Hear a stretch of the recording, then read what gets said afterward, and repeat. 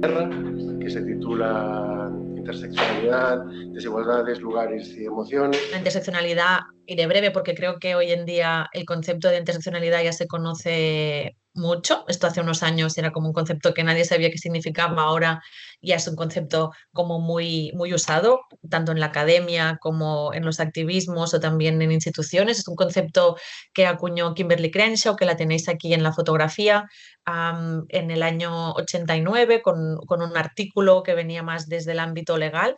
Ella lo que intentaba era mostrar cómo no se podía dar cuenta de la discriminación mirando solo un solo eje de opresión, sino que se tenía que entender, que se debían entender la interrelación entre diferentes ejes para comprender cómo se configuraba la desigualdad. Y ella lo hace en concreto con las mujeres negras en Estados Unidos, ¿no? Para entender por qué sufren discriminación o cómo se configura la violencia que sufren las mujeres negras, era necesario entender cómo se relacionaba la raza con el género. Yo con eso siempre pongo el ejemplo de la edad, que me parece como el más sencillo, ¿no? Si pensamos en cómo sufre el sexismo una niña, una mujer adulta o una mujer mayor, vemos que el sexismo se configura de formas distintas, ¿no?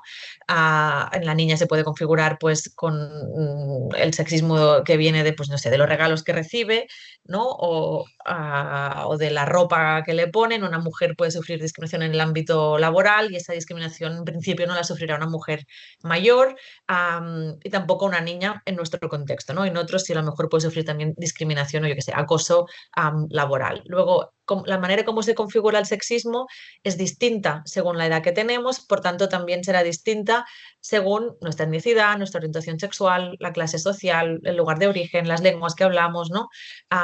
Se configura de una forma distinta el sexismo.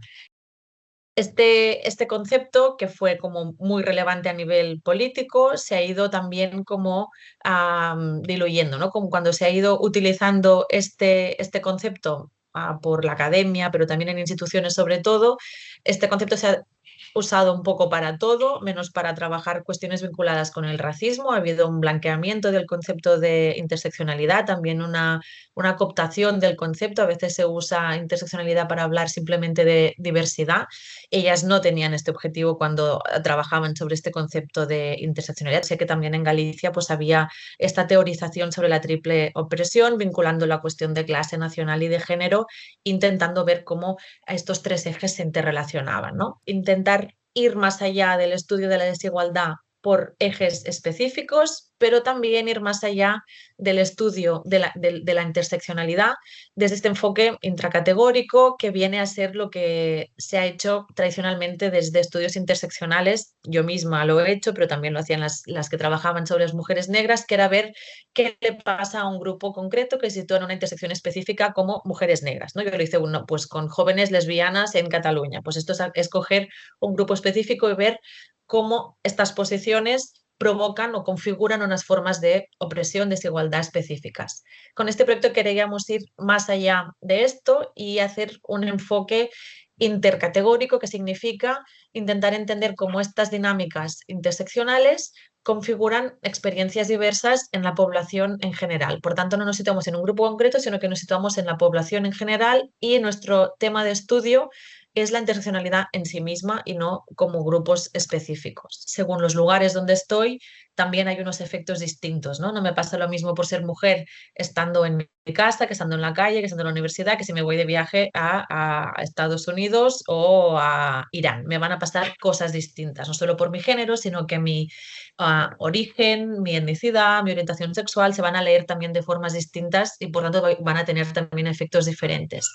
Por tanto, aquí consideramos el lugar como constitutivo también de estas relaciones interseccionales. Que hubiera una primera reflexión sobre la posición que se ocupa en diferentes estructuras sociales. Es decir, que cuando la persona estaba rellenando sus datos de perfil, pudiera estar también haciendo una reflexión sobre la posición que ocupa en diferentes ejes, y esto tiene toda una parte también como más visual y estética, que tiene que ver con que, por ejemplo, todas las posiciones que tienen que ver con el privilegio, pues si eres hombre heterosexual, vives en una zona urbana, adulto, etcétera, se van mostrando la manzana un poco como esta que tenéis aquí, como la primera, que es como una manzana más sosa, digamos. El tema de la lengua como un eje, que es un eje que no acostumbra nunca aparecer en estudios sobre interseccionalidad, pero en Cataluña nos parecía imprescindible que apareciera el eje de la lengua.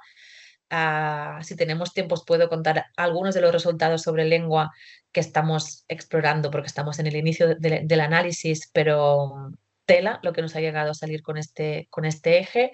Y también los estándares de belleza o el aspecto físico, que también era, bueno, una intuición que teníamos, que es que este eje tenía que empezar a entrar ya como un eje de desigualdad.